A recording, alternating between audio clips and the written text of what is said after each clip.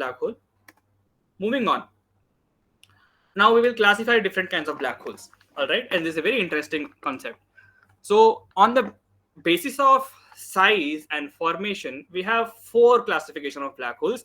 Out of these, we have observed two kinds of black holes. One of them is completely theoretical, and another we think we have observed it. We don't know. First comes to stellar mass black holes. Okay, again I'll take a very brief break just to know if there are any questions, or if you want to tell me something in between, something that was not making sense. Yeah, Chintan Patel is talking about TOV limit. Chintan Patel is a brilliant stellar astrophysics physicist here, and that's the limit after which a star can become a neutron star actually can become into something very much more dense, or a black hole.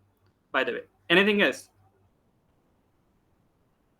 You can turn on your mics and ask me, or just talk. Ask me to continue. I'll continue when when you ask me to continue. Oh my god, this is getting embarrassing now.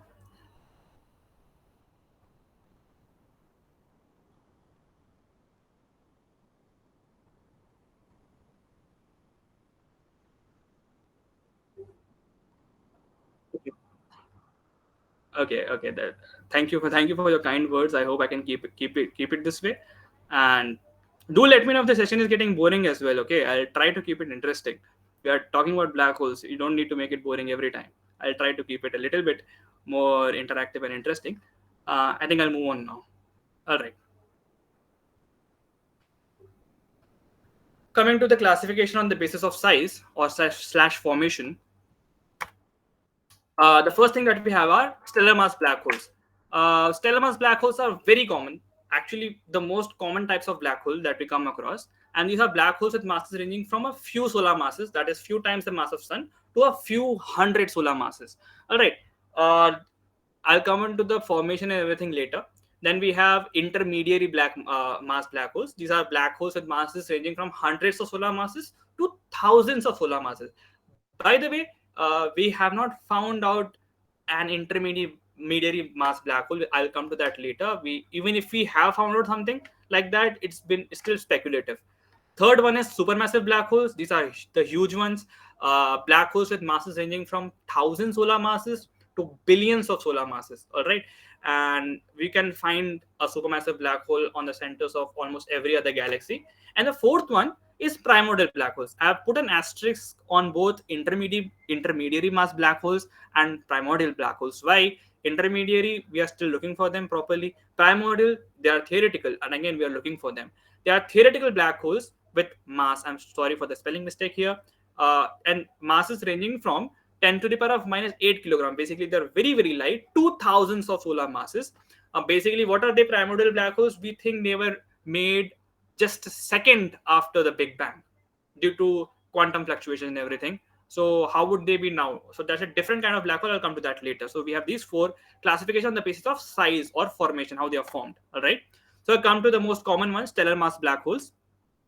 So what happens when a star, that is a main sequence star, all right, I'll come to that later. What is, or what, I will not come to that at all, in fact, because that's stellar astrophysics, and it's made due to the gravitational collapse of a star whose birth mass, that is not when it's become a red giant, or not it was on the process of becoming a star or a protostar.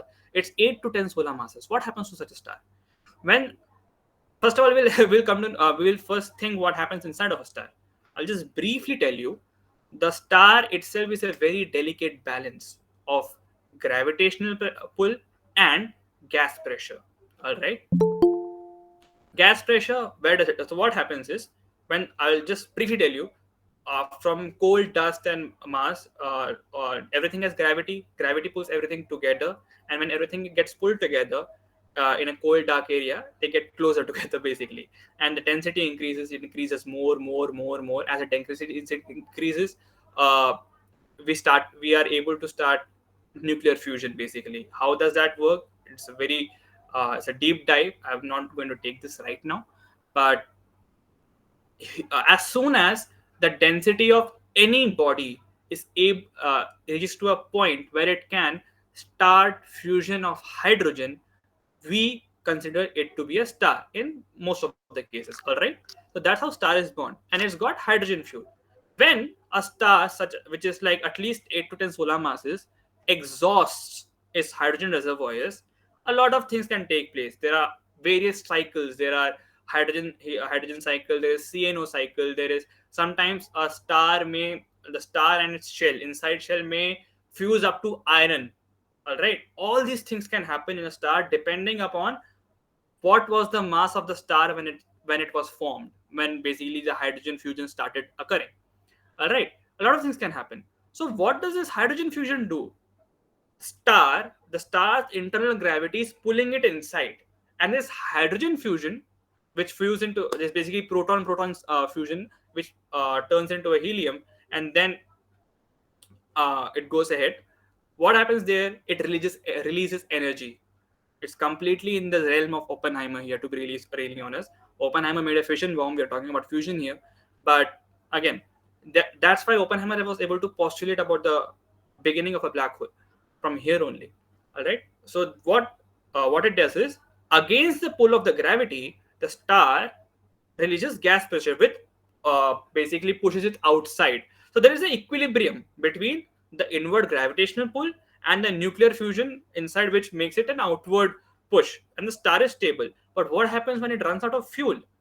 There is nothing stopping the gravitational pull from collapsing the star, right? Nothing pushing it outside, basically. So what happens is, when at the end of its life the star runs out of nuclear fuel, all right, a rapid contraction takes place.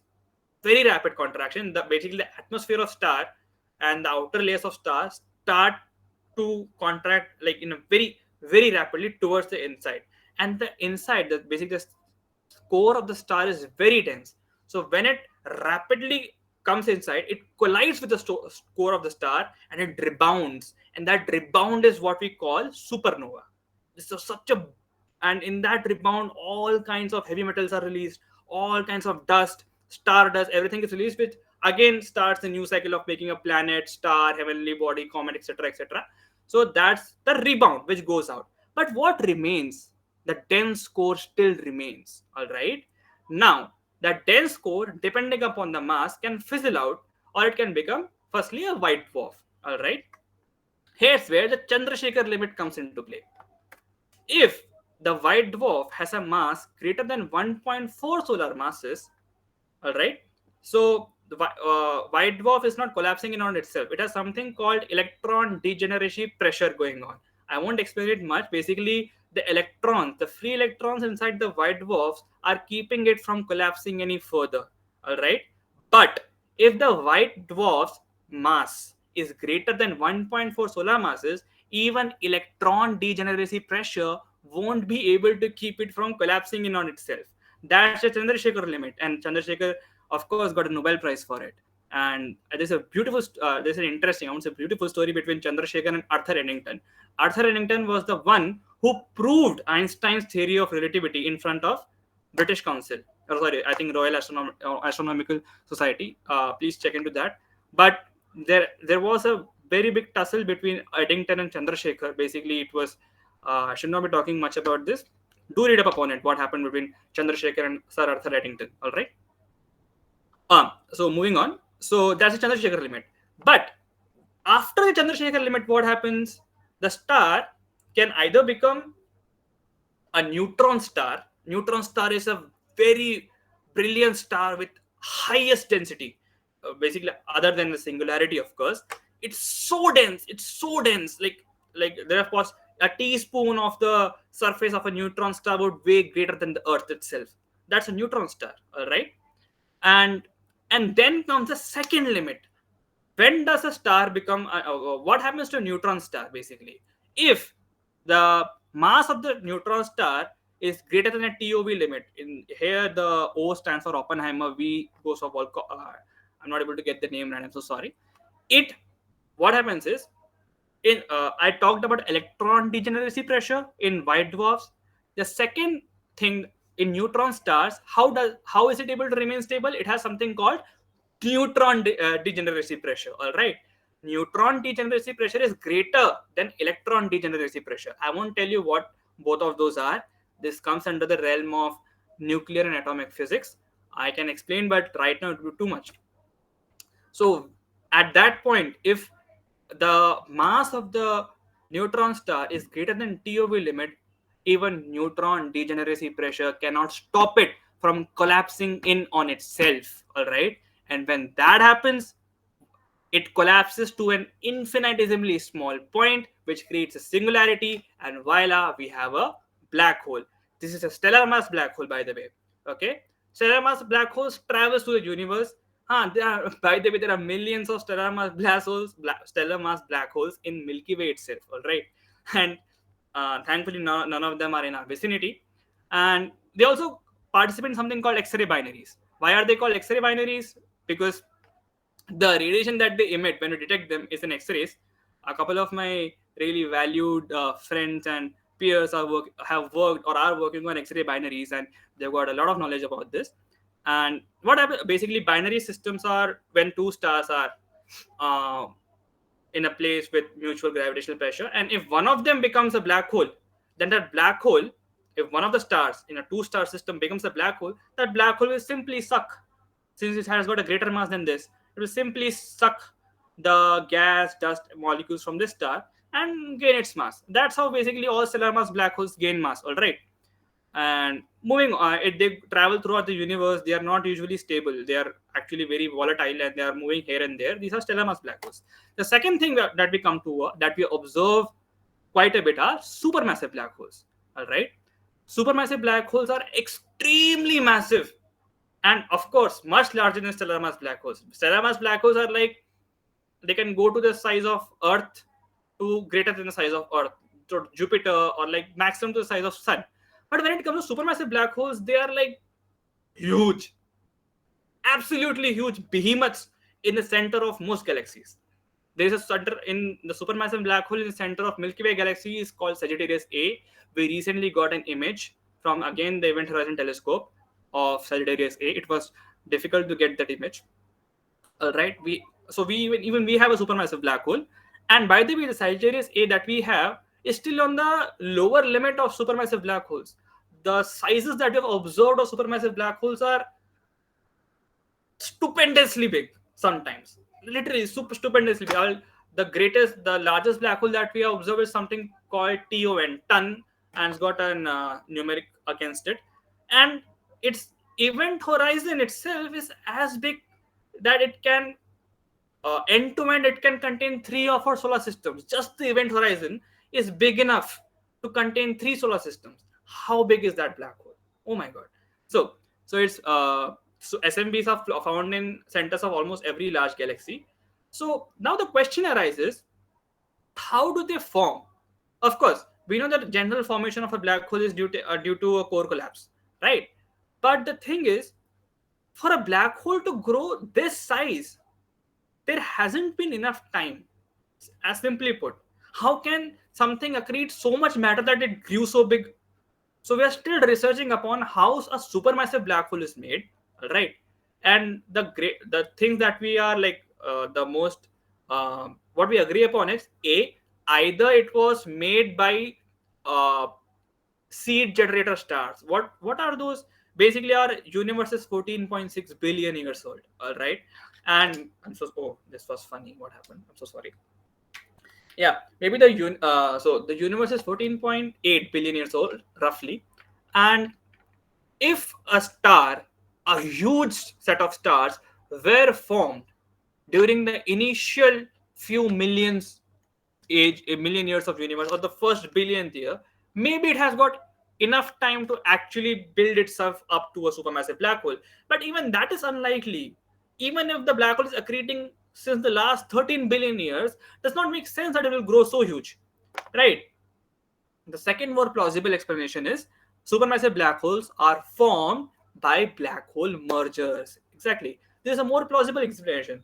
When a black hole and another black hole can come into their orbits and simply merge, a more massive black hole eats up a smaller black hole, or basically if they're or they can just simply merge, and in that way there's a greater addition to mass and size. Now, another speculation is supermassive black holes came from the first second of the universe, basically from primordial black holes. I'll come to that later. And we got ultramassive black holes who have masses greater than 5 billion solar masses. They're like another level of black holes in which the ton 657 etc. Black hole comes under that category. So it's a very very big black hole. All right. Moving on. Now we have intermediary mass black holes. What's the point here? So if you can look at this diagram, so we have a stellar mass black hole which can, like, the mass is between 10 to 100 times the mass of sun. All right, and then we directly come to supermassive black hole where the masses are in like millions to billions, 100,000 to billions the mass of sun. What's there in between? We are not able to observe. We have not observed black holes in this range, from basically from 100 times the mass of sun to 100,000 times the mass of sun. Where are the black holes there? Why aren't there any black holes in that range? It's either very small or extremely huge. Where are they? So of course we have a lot of candidates for intermediate mass black holes now. Like we have got like 10 15 candidates. We are still looking into it, but we are not very sure if they actually exist or not. Why? Because stellar mass black holes are gaining mass due to accretion. Supermassive black holes are gaining mass due to galactic accretion or like mergers of black holes. But for a stellar mass black hole to go big, grow this big, basically in this age range, our universe is not old enough. As simple as that. 13 billion years is not enough age for a black hole to move from this size to this size, given the density and the uh, density of matter in our universe. All right, so that's one of the reasons that we're still considering. Maybe when the universe grows older, like few billion years down the line, we'll start seeing black holes in this region as well. So these are the intermediary mass black holes that we're still looking for. All right, the search is still on. Next, we come to primordial black holes. This completely comes under the realm of quantum mechanics. It's of course relativity is still there, but we need a lot of quantum mechanics in this. So what we are thinking, primordial black holes is, it's a theoretical thing. We think primordial black holes are the reason why supermassive black holes came into play. These are the black holes that we think formed after the first second after Big Bang. During the rapid expansion period after Big Bang, there was an inflationary period. It's a rapid expansion. So there are a lot of quantum fluctuations that took place. Some places there was very high, of course, if universe came from an infinitesimally small point, so even a little bit of expansion still has very high density, right? And in that density, very micro black holes could have been formed. And those black holes, what happened to them? Maybe some of them became supermassive black holes, some of them fizzled out, some of them exploded, some of them became something else. So these are primordial black holes. The hunt for them is still on. Again, their mass can range from 10 to the power of minus 8 kilograms to thousands of solar masses. And they're also a candidate for dark matter. What is dark matter? Dark matter is basically what 20% of the, like, visible matter is like around 10% of the universe. Dark matter is around 30% of the universe. It be around 30%, and the rest of it is dark energy. So dark matter is something, matter, which interacts with other matter gravitationally, but it does not interact electromagnetically. मतलब तुम उस पर light मारो, तुम उस पर कुछ भी मारो, तुम्हें नहीं दिखने वाला. हाँ, बस वो इंटरेक्ट करेगा, वो ग्रेविटी से इंटरेक्ट करता है. So it increases the mass. So it's a candidate कि हाँ, क्या dark matter could be very mini black holes, primordial black holes. Okay, and again there are seeds of supermassive black hole. Maybe these are the ones who became supermassive. Speculation is still on, but interesting nonetheless. All right, now we come to